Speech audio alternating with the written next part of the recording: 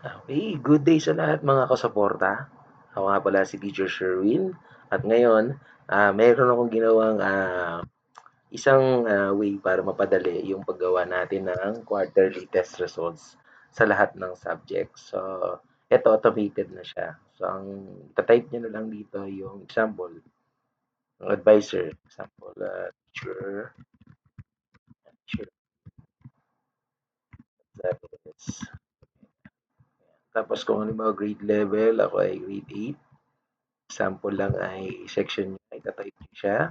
Wala siyang option, depende yan sa section niyo. School year, meron na yan hanggang 2050. Yan, meron na siya.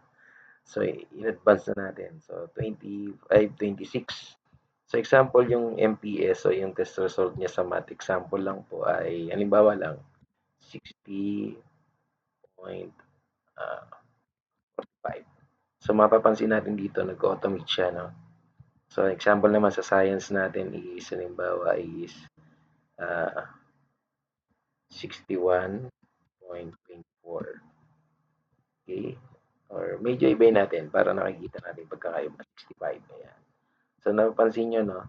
Nagtataas baba siya, no? Example, 30. Ayan, nakikita nyo, di ba? So, limbawa, ay, this is 60, 63.25. Ayan. Tapos, nagre-reflect din siya dito. Sa Pilipino naman, halimbawa, is 61.12. Ayan. 61. 61.12. So, first quarter lang yan.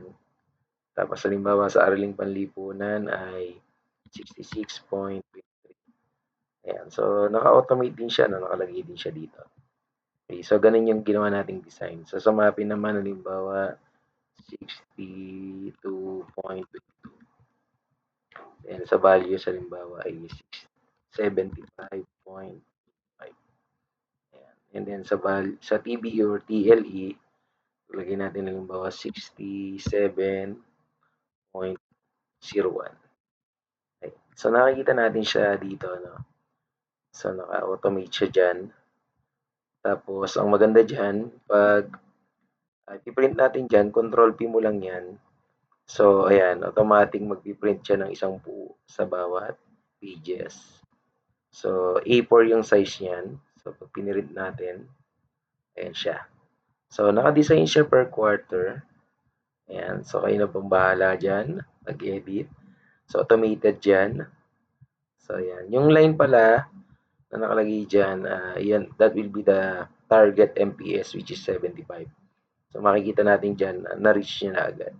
So pwede natin itong gawin per section. So ayan. So yun yung pinaka-design nito. Okay. So sa bawat section, pwede natin gawin na si teacher, siya yung mag-encode ng MPS nung estudyante niya. Tapos pwede natin itong gawin sa bulletin board. So that's all. Yan lang yung mga bagay na ginagawa natin na pwede nating i-share sa mga kaguro natin dyan. Ayan, shoutout sa inyo. So isa na naman pampadali ng buhay. Ito ang ginawa nating design. So sana share niyo yung video sa mga kasamahan niyo, no. The same time please like and subscribe na rin sa ating channel at sa ating Facebook page.